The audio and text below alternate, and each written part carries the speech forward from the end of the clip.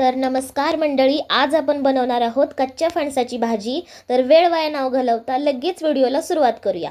तर सुरुवातीला काय करायचं, आपण ज्या साह्याने कापणार आहोत ना, विळी किंवा सुरी म्हणा, त्याला थोडंसं तेल लावून घ्यायचं, जेणेकरून काय होतं, त्याचा जो चीक असतो ना तो त्याला लागत नाही। आणि नंतर ते कापून झालं ना की त्याचा सगळा चीक असतो, थोडंसं तेल लावून कागदाने तो हळू काढून घ्यायचा, म्हणजे चीक त्याचा सगळा निघून जातो। पुन्हा एकदा त्याचे बटाटे एवढे छोटे छोटे काप करून घ्यायचे। हे बघा, बारीक बारीक अगदी व्यवस्थित त्याचे काप होतात। त्याचा बाहेरचा जो काटेरी भाग असतो तो फक्त बाजूला काढून ठेवायचा। असे सगळ्याचे बारीक बारीक बघा छान काप करून घ्यायचे, म्हणजे शिजताना देखील ना ते लवकर शिजतात। व्हिडिओत बघा तुम्हाला दाखवलं जातंय, त्या पद्धतीने करू शकता। ज्यांच्याकडे विळी असेल तर उत्तमच आहे, कारण विळीने पटापटा कापलं जातं हे। आता आपण हे एक एक करून सगळं कापून घेऊया।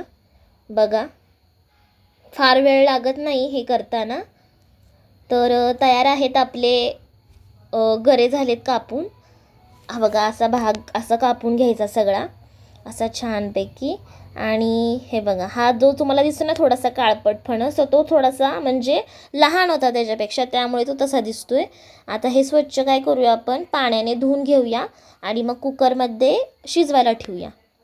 कुकरच्या छान 3 ते 4 शिट्ट्या करून घ्यायच्या आपण, आणि त्यात थोडंसं मीठ घालायचं, जेणेकरून तुम्हाला माहीतच आहे मीठ घातलं की कोणताही पदार्थ लगेच शिजतो।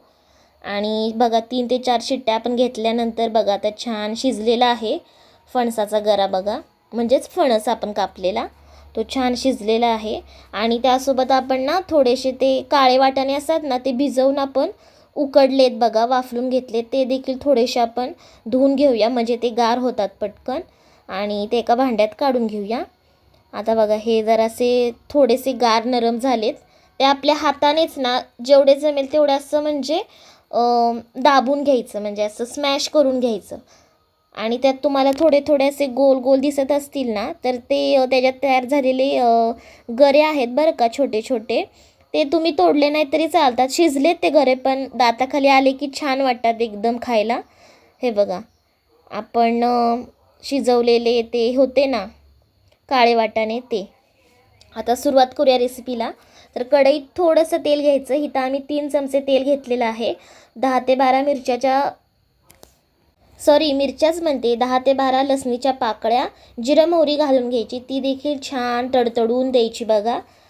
आणि मग ते मोहरी तडतडली छान की त्याच्यामध्ये आपले जे काळे वाटाणे आपण उकडून घेतलेले होते ना, ते टाकून घ्यायचे। आणि थोडंसं हळद घालायचं आणि मसाला घालायचा। ह्यात ना थोडासा मटण मसाला घातलेला आम्ही, तुम्ही तो स्किप केला तरीही चालू शकेल। आणि काही जण कारळ्याचं पण टाकतात, पण आमच्याकडे कारळे नव्हते त्याच्यामुळे आम्ही कारळं टाकलं नव्हतं। तुम्ही टाकू शकता, कारळं टाकलं ना की भाजी खूप छान होते बरं का। आणि ते जे उकडलेल्या काळ्या वाटाण्याचं पाणी होतं ना, तेच पाणी आपण टाकून घ्यायचं। आणि इथं आम्ही 3 चमचे तिखट टाकलेलं आहे, आमच्यात तिखट चालतं त्याच्यामुळे तुम्ही तुमच्या अंदाजानुसार तिखट टाकू शकता। त्याला देखील छान उकळी काढून घ्यायची आणि थोड्या वेळ झाकून ठेवायचं। आणि मग फोडणी जरा लालसर झाली ना, म्हणजे उकळी येऊन छान गेली की आपण जी स्मॅश केलेली फणसाच्या गऱ्यांची भाजी होती ना, ती त्यात घालून घ्यायची। ती देखील लगेच हलवायची नाही, मी व्हिडिओ दाखवलेली आहे, पण ती 10 मिनटं थोडीशी झाकून ठेवायची।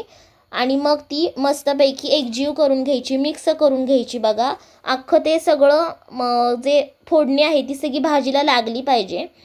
आणि तयार आहे आपली फणसाची भाजी। वरून खोबरं घालायचं, उत्तम लागती, नक्की ट्राय करून बघा। धन्यवाद।